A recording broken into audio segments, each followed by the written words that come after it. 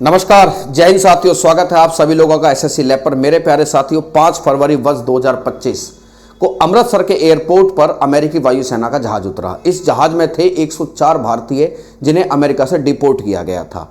Deport के बारे में बहुत सारी खबरें मीडिया में चली कि सरकार ने ये कदम उठाने क्यों दिया अमेरिका को, उसमें लोगों की बेड़ियां बंदी हुई थी, क्या अमेरिका ने भारत का अपमान कर दिया है, क्या ये भारत का पॉलिटिकल फेल्योर है, कैसी रही हमारी विदेश नीति, क्या इस विदेश नीति में कोई खामी है, जो इस तरह का कदम हमें देखना पड़ा। लेकिन साथ में एक चीज की और भी चर्चा हुई कि आखिरकार ये अवैध प्रवासी जिन्हें अमेरिका कह रहा है, जिसे अमेरिकन राष्ट्रपति ने एलियंस कहा, एनिमल कहा, कि ये लोग हमला करते हैं अमेरिका के लोगों पर, आखिरकार ये लोग अमेरिका में घुसे कैसे। यहां आए बहुत सारे लोगों से मीडिया ने बात की तो पता चला कि कुछ लोग तो ऐसे थे जो अपनी पूरी जमीन बेचकर 45-45 लाख रुपए खर्च करके अवैध तरीके से अमेरिका में घुस गए थे रोजगार की तलाश में। तो प्रश्न यहां यह खड़ा होता है कि आखिरकार ये लोग अमेरिका में घुस कैसे जाते हैं, ऐसे कोई कैसे किसी देश में घुस जाएगा। हर देश की अपनी एक बाउंड्री होती है। बाउंड्री के पास अगर वाटर बाउंड्री है तो वहां पर कोस्ट गार्ड्स होते हैं, नेवी होती है। लैंड बाउंड्री है तो वहां सेना होती है, पुलिस होती है। आखिरकार क्या है वो तरीका जिस तरीके से ये लोग अमेरिका में एंट्री कर जाते हैं। मेरे प्यारे साथियों, इस तरीके को बोलते हैं डंकी रूट। कौन सा रूट? डंकी रूट।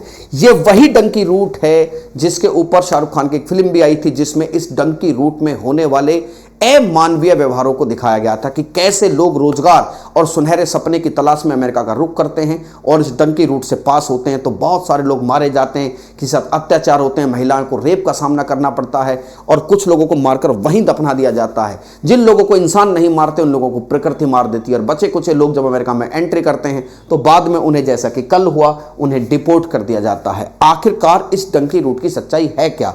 क्या होता है इस डंकी रूट पर? मेरे प्यारे साथियों, इस सेशन को पूरा करने से पहले मैंने कल भी एक बात कही थी कि अगर 40, 50, 60, 70 लाख रुपए देकर आप विदेश में इस तरह का कोई रूट फॉलो करते हैं तो मेरी सलाह यह है कि यार इतने पैसे से तो अपने देश में भी कुछ ना कुछ हो सकता है। तो काहे का वो एक चलता ना डायलॉग, आपने देखा होगा, उस पर लिखा हुआ ट्रक वगैरह पे कि जीवन 1000 नियामत है, जीवन से बढ़ के कुछ नहीं है। तो आपको ऐसे खतरे नहीं लेने चाहिए। हालांकि कुछ लोग ये कहेंगे सर ये सिर्फ सलाह हो सकती है, अच्छा भविष्य कौन नहीं चाहता। अब ये आपकी निजी राय है, इसमें मैं कोई बहुत ज्यादा कमेंट नहीं करूंगा। आइए साहब, हम समझते हैं कि आखिरकार ये डंकी रूट आखिर है क्या। डंकी एक पंजाबी भाषा का शब्द है जिसका अर्थ होता है इधर से उधर ले जाना, इंसान को इधर से उधर शिफ्ट कर देना। ये डोंकी नहीं है, डंकी है, ठीक है।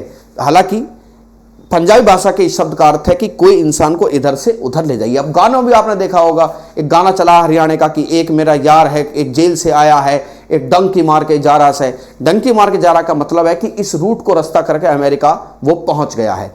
क्या है ये डंकी रूट? मेरे प्यारे साथियों, अमेरिका जाने के 2 तरीके हैं। पहला, आपके कागज ठीक ठाक हो, आपको वहां वीजा मिले और आप वहां चले जाइए। अमेरिका का वीजा लगना आसान है नहीं। तो ऐसे में अमेरिका जाने की चाहत रखने वाले लोग कुछ ऐसे रास्तों का इस्तेमाल करते हैं जहां पर वीजा की जरूरत नहीं है। बिल्कुल राइट बात कि अगर जरूरत वीजा की नहीं है तो वो तो इलीगल एंट्री हो गई, तो वो उसको फिर दूसरे तरीके से अमेरिका में एंट्री करा दिया जाता है। फिर आप कहोगे कि साहब अगर आप बिना कागज के अमेरिका में चले गए तो आपको तो फिर वैसे डिपोर्ट कर दिया जाएगा जैसा कि यहां से आया। बिल्कुल सही बात है, लेकिन सर जब इतना खतरा होता है कि जब इतना खतरा कि वहां आप जाओगे, कागज आपके पास है नहीं, आपको वापस भेजा जाएगा, तो फिर काहे इतना हम जो है रिस्क लेते हैं। इस बात की पूरी सच्चाई आपको इस सेशन में पता चलेगी। मेरे प्यारे साथियों, जिस भी लोगों को, जैसे जो लोग सपना पाल लेते कि हमें अमेरिका जाना है, ऐसे लोगों को संपर्क करते हैं एजेंट। ये एजेंट पंजाब, हरियाणा, गुजरात में खूब मिलेंगे आपको। और ये एजेंट किस किस तरीके से आपको अमेरिका में इलीगल एंट्री करा देते हैं और उनका काम यहीं आकर खत्म हो जाता है। आप उसके बाद किसी भी अत्याचार का सामना करें। आपकी एक जगह ऐसी है जहां पर इन लोगों को मार भी दिया जाता है अगर बहुत ज्यादा गड़बड़ हुई तो, या आपको डिपोर्ट कर जाए, इस बात से उनका फिर कोई खास लेना देना नहीं होता है। समझिए मेरे प्यारे साथियों, डंकी रूट का पहला रूट है वाया कनाडा।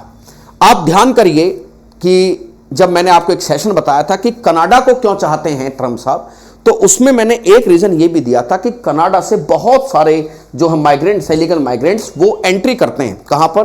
वो एंट्री कर जाते हैं अमेरिका में। अमेरिका में जो एंट्री करते हैं वो ये रास्ता है, एक प्रांत है मोनिटोबा। कौन सा प्रांत है? मोनिटोबा से जो सीमा रेखा है अब संयुक्त राज्य अमेरिका की और कनाडा की, यहां पर एंट्री वो कर जाते हैं। क्या होता है इस रूट पे? देखिए, इस रूट में सबसे पहले आपको टोरंटो से मोनिटोबा ले जाया जाएगा। यहां से लेके कनाडा जाने के लिए कोई खास आफत करनी पड़ती नहीं है। जाओ यहां से हवाई जहाज में बैठो, आप कनाडा पहुंच गए। कनाडा से आपको एजेंट ले जाएगा मोनिटोबा। मोनिटोबा जाने के बाद यहां पर एक गांव पड़ता है इमर्सन विलेज। कौन सा? Immersion village. ये जो गांव है ये अमेरिका और कनाडा के बॉर्डर पर है। यहां पर आपको जो है छोड़ दिया जाएगा एमरसन विलेज में। इस एमरसन विलेज के बाद आपको बाकी रास्ता इस बर्फीले रास्ते के माध्यम से खुद तय करना पड़ता है, पैदल जाकर। यह इतना खतरनाक है कि यहां पर अमेरिका में एंट्री करने के लिए आपको -40 डिग्री सेंटीग्रेड तापमान का सामना करना पड़ेगा। ऑब्वियस बात है, नहीं कर पाएंगे, मारे जाएंगे। लेकिन फिर भी अमेरिका जाने की चाहत में बहुत सारे लोग वाया कनाडा होकर यूनाइटेड स्टेट्स ऑफ अमेरिका में एंट्री करने की कोशिश करते हैं। सब बताया आपको कि पहले टोरंटो, टोरंटो से मोनिटोबा, मोनिटोबा से एमरसन विलेज, और यहां से जो 49वीं पैरेलल रेखा है जो अमेरिका और कनाडा को अलग करती है उसको पार कर जाते हैं। पार करते करते जैसे ही आप उसको पार कर जाओगे आप अमेरिका में पहुंच जाओगे। सवाल वही है, सर कागज है नहीं, अमेरिका में हम पहुंच चुके हैं, भगाए तो वहां से भी जाएंगे? नहीं, वहां से आपको अमेरिकन पुलिस पकड़ लेगी और अमेरिकन पुलिस पकड़कर आपको डिटेंशन सेंटर में डालेगी, जहां आपके नजदीकी लोग या वो एजेंट जिसने आपको वहां भेजने के पैसे लिए हैं वो आपका मुकदमा लड़ेगा और जज को इस बात के लिए कन्वेंस करेगा कि भाई इस व्यक्ति को अमेरिका में रहने दिया जाए। जज कन्वेंस हो जाता है तो वो लोग अमेरिका में फिर रह जाते हैं, फिर बाद में 10-15 साल तक काम करते रहते हैं, ग्रीन कार्ड मिल जाता है, नागरिकता मिल जाती है, इसी उम्मीद में। कितनी संभावना है इसके होने की? 50-50। ये हो भी सकता है और नहीं भी हो सकता। हो गया तो आपका डंकी रूट की मुसीबतें आप भूल जाओगे, लेकिन अगर नहीं हुआ तो फिर वही होगा जो 5 फरवरी को हुआ, आपको डिपोर्ट कर दिया जाएगा। समझे आप? तो अब क्या है मसला, जैसे ही आप अमेरिका में पहुंचे आपको पुलिस अरेस्ट कर लेगी, ठीक है। वो कैसे डिटेंशन सेंटर रखेगी, फिर वो प्रक्रिया मैंने आपको बताई। ये रूट कितना खतरनाक है मेरे प्यारे साथियों। इसी रूट की एक सबसे जो बताया जाता है उदाहरण के तौर पर 18 जनवरी 2022 की बात है, गुजरात का यह परिवार इसी रूट से अमेरिका में एंट्री करने की कोशिश कर रहा था। तूफान में फंस गए, बर्फीला तूफान आ गया और इन चारों लोगों की डेड बॉडी इस रूट पर मिलती है बर्फ में दबी हुई। कौन थे ये शख्स? इनमें से जगदीश पटेल, इनकी पत्नी वैशाली, 11 वर्ष का बेटा विहांगी और 3 साल का बेटा धार्मिक। सर्दी से मौत हो गई और यह परिवार अमेरिका नहीं पहुंच पाया, खासकर तब जब इस अमेरिकी परिवार ने अपनी पूरी धन संपदा लुटाकर उस एजेंट को पैसे दिए होंगे। यह कन्फर्म है बात। कुल मिलाकर बात यह है कि यह रूट कितना खतरनाक है, तो इस रूट को लोग अवॉइड करते हैं। अब आता है वो रूट जिस रूट को सबसे ज्यादा प्रेफरेंस दी जाती है, उस रूट से तो एंट्री कर नहीं सकते। देखिए, भारत से लोग दक्षिण अमेरिका के कुछ देशों में पहुंच जाते हैं, जैसे इक्वाडोर, गुआना और बोलाविया। आप इन देशों में पहुंच जाओ। आपको इन देशों में पहुंचने के लिए वीजा लेने की जरूरत होती नहीं है। यहां पर वीजा ऑन अराइवल की सुविधा है। वहां पहुंचो, आपको वीजा मिल जाएगा। मतलब आप कहां तक पहुंच गए हैं? यूनाइटेड स्टेट्स ऑफ अमेरिका के तो नॉर्थ अमेरिका वाले कॉन्टिनेंट में हैं, आप साउथ अमेरिका में पहुंच गए। जब आप साउथ अमेरिका में पहुंच जाते हो, यहां आपको पहुंचाने के बाद जाना होता है एक देश जिसका नाम है कोलंबिया। कौन सा देश है? आप कोलंबिया पहुंचिए। कोलंबिया से आपको पनामा पहुंचाया जाएगा। अच्छा, वही पनामा है ना जिसकी आजकल चर्चा चल रही है? बिल्कुल सही बात है ना। इसी पनामा में आपको कोलंबिया से आपको पनामा में एंट्री कराएंगे एजेंट। जब इस पनामा में आपको एंट्री करनी होती है तो कोलंबिया से पनामा के बीच में बहुत सा एक घना जंगल है जिसकी लंबाई 100 किलोमीटर से 110 किलोमीटर तक है। इस जंगल को डेरियन गैप के नाम से जानते हैं। कितना खतरनाक ये डेरियन गैप है। इसमें जो नदियां हैं, जंगल हैं, बारिश है, कीचड़ है, सांप हैं, क्रिमिनल्स हैं।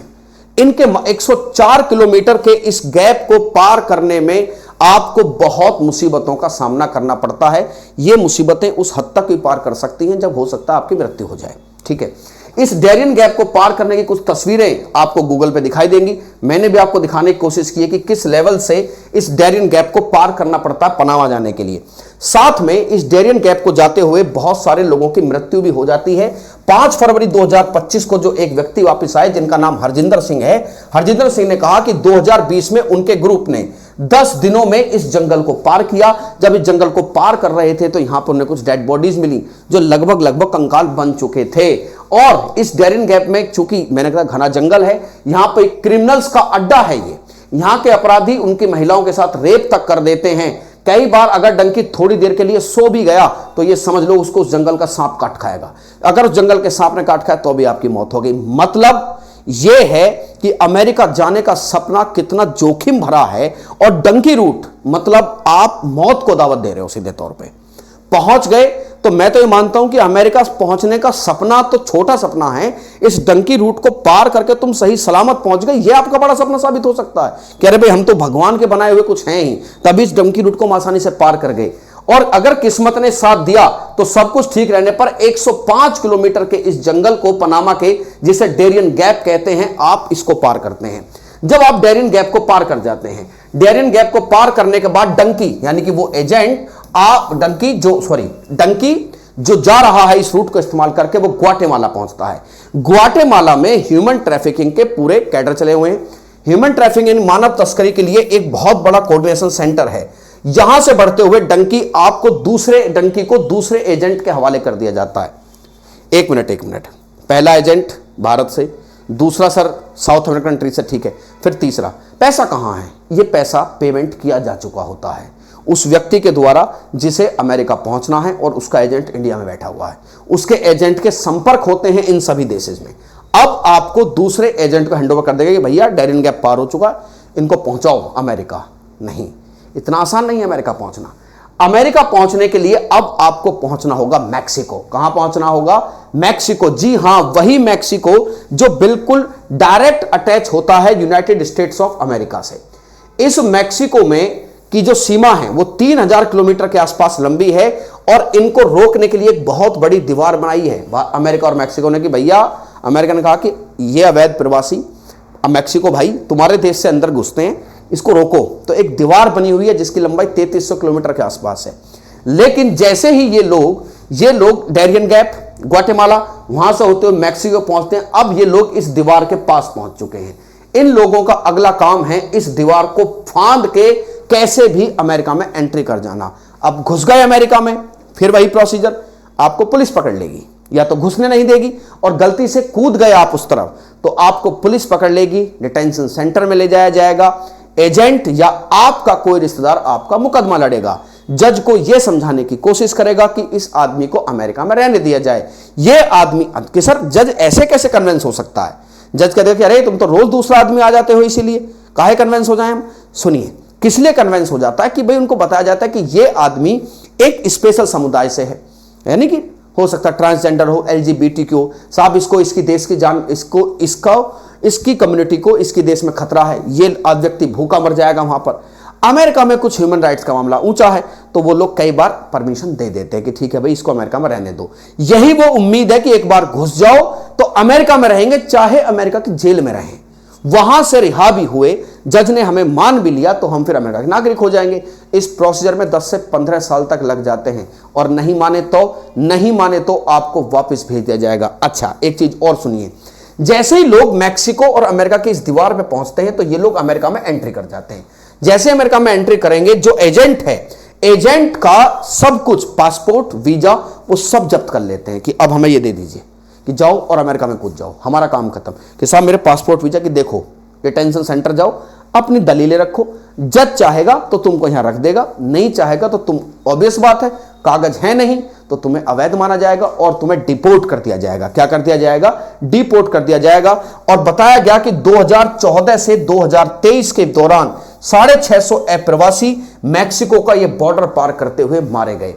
सर ये तो बड़ा खतरनाक है, बिल्कुल खतरनाक है। क्या कोई दूसरा रास्ता है क्या? बिल्कुल रास्ता है। अगर आप ऐसा नहीं करते, एक नदी है रियो ग्रांडे, उस नदी के रास्ते से भी आप जा सकते हो, जो इससे भी ज्यादा खतरनाक है। मतलब सब भगवान के भरोसे है सर। हाँ, अब भगवान के भरोसे आप अमेरिका में पहुंच गए। अमेरिका में पहुंचने के बाद होता है वही प्रोसेस शुरू जो मैंने आपको बताया। आपको डिटेंशन सेंटर में रखा जाएगा, दलीलें पेश कीजिए, उन्होंने चाहा तो ठीक है, नहीं चाहा तो आपको वापस भेज दिया जाएगा। तो समझे, एक रूट ऊपर से और एक रूट, ये these are the donkey routes. क्या हैं? Donkey routes. ठीक है, अब कितने पैसे खर्च होते हैं, यह मुद्दा जो आपको सोचना है कि भाई सर कितना इसमें अमाउंट लगता है। मेरे भाई, इसमें 70 लाख रुपए तक का खर्च आता है। एक पत्रकार ने एक एजेंट से बात की खुफिया तरीके से, तो उसने कहा कि देखो भैया बात ऐसी है, जितना पैसा दोगे उतनी तुम्हें मुसीबतें रास्ते में कम होंगी। ठीक है, पैसा कम दोगे, मान लीजिए कि पहली किस्त निकली भारत से निकलने पर, दूसरी कोलंबिया के बॉर्डर पर, तीसरी अमेरिका बॉर्डर के पास पहुंचने पर, पार होने के बाद हम तुम्हें नहीं जानते, उससे पहले सारा पैसा दो। मान लो सर हम ये देखते हैं यूट्यूब पर बहुत सारी वीडियो आती हैं डोंकी रूट्स की कि भाई मत आना, यहाँ लोग मर जाते हैं, महिलाओं से रेप हो जाते हैं, क्रिमिनल सब कुछ छीन लेते हैं, खाना नहीं देते, कुछ नहीं देते। रास्ते में किसी को दिमाग में ये बात आ जाए कि नहीं नहीं भैया मुझे तो वापस भेज दो, मैं नहीं जाना चाह रहा, बस इनफ इज इनफ, मार दिए जाओगे आप। अगर कोई डंकी बीमार पड़ जाए या वो दल को स्लो कर रहा है, मार देते हैं वो लोग एजेंट्स। और मैंने बताया ना कि एक ऐसा ही जो 5 तारीख को बताया कि वैसे कंकाल मिले जो 40 लोग मर चुके थे। मतलब यह है कि इन लोगों को कोई लेना देना नहीं है। तुम इंडिया से आ गए, भाड़ में जाओ, पैसे दीजिए हमारे, हम तुम्हें बस वहां तक पहुंचा रहे हैं, जिंदा पहुंचाएं, मरे पहुंचाएं, भूखे हालत में पहुंचाएं, मर जाओगे तो कोई बात नहीं, बाकी इनको किसी की भूख से भी कोई लेना देना होता नहीं है। समझ गए कितना खतरनाक है ये डंकी रूट। इसी रूट से 3 किस्तों में पेमेंट किया जाता है। अब सवाल यह होता है कि सर क्यों आखिरकार डंकी रूट क्यों? हालांकि इसके पीछे की बहुत बड़ी वजह मैं बता चुका हूं। डंकी रूट जान जोखिम लाकर अमेरिका पहुंच जाते हैं, लेकिन सालों तक डिटेंशन सेंटर में रहते हैं। केस जीत भी गए तो 105 दिनों के लिए तुम्हें बर्तन धोने और झाड़ू लगाने जैसे काम करने होते हैं ताकि वहां गुजारा कर सकें। अमेरिका जाकर अमीर आप इतनी आसानी से नहीं बन सकते। 8-10 साल बाद भी ग्रीन कार्ड मिलने के चांस नहीं है, जो मैंने पहले ही सेशन की शुरुआत में बता दिया था कि ये चांस 50-50 है। और नहीं हो तो आपके पासपोर्ट वगैरह सब चेंज हो गए, आपको डिपोर्ट कर दिया जाएगा। अब प्रश्न यह खड़ा होता है कि डंकी रूट से आखिरकार जाने की क्या मजबूरियां हो सकती हैं? क्या डंकी रूट को फॉलो करके एक स्वर्ण, एक गोल्डन फ्यूचर देखने की जो इच्छा है, क्या वो भारत में पूरी नहीं हो सकती? ये किसका फेल्योर है? या तो देखिए, आपको कमेंट सेक्शन में बताना है कि क्या ये इंसान की अति महत्वाकांक्षा है, या गुरुजी ये कहीं ना कहीं ये समस्या भारत में रोजगार की समस्या से भी जूझी हुई है। तो आप कमेंट सेक्शन में मुझे ये सब चीजें जरूर बताना। मैंने आज आपको बताया कि कैसे कैसे डोंकी रूट को फॉलो किया जाता है। अच्छा, एक चीज और याद रखिए, डोंकी रूट ये एक टर्म है, इस टर्म से केवल आप अमेरिका नहीं जाते, लोग पुर्तगाल भी जाते हैं, लोग जर्मनी भी जाते हैं। मतलब एक प्रकार से सीधी बात में समझिए कि एक वो तरीका जो लीगल नहीं है, दैट इज डंकी। उस रूट से आपको जहां भेजा उसे डंकी रूट कहते हैं। लेकिन सबसे खतरनाक डंकी रूट ये अमेरिका वाला ही है, जिसमें आपको बहुत खतरनाक स्थिति का सामना करना पड़ता है और आपकी जान भी जा सकती है। मेरे प्यारे साथियों, सेशन कैसा लगा आपको? कमेंट सेक्शन में पूरी आप जरूर लिखिएगा। जो मैंने कुछ प्रश्न किए हैं कि इन मौतों का जिम्मेदार कौन, डिपोर्ट हुए इन लोगों के साथ क्या होना चाहिए, क्योंकि अभी अमेरिका तो जा नहीं पाएंगे कभी भी, और अमेरिका छोड़ो 10 देशों में नहीं जा पाएंगे, क्योंकि अमेरिका की वीजा पॉलिसी 10 लोग फॉलो करते हैं। तो क्या है आपके इसके बारे में राय? कमेंट सेक्शन में जरूर बताइएगा। मैं फिर हाजिर होऊंगा एक नई जानकारी के साथ। तब तक अलविदा लेता हूं। जय हिंद, जय भारत।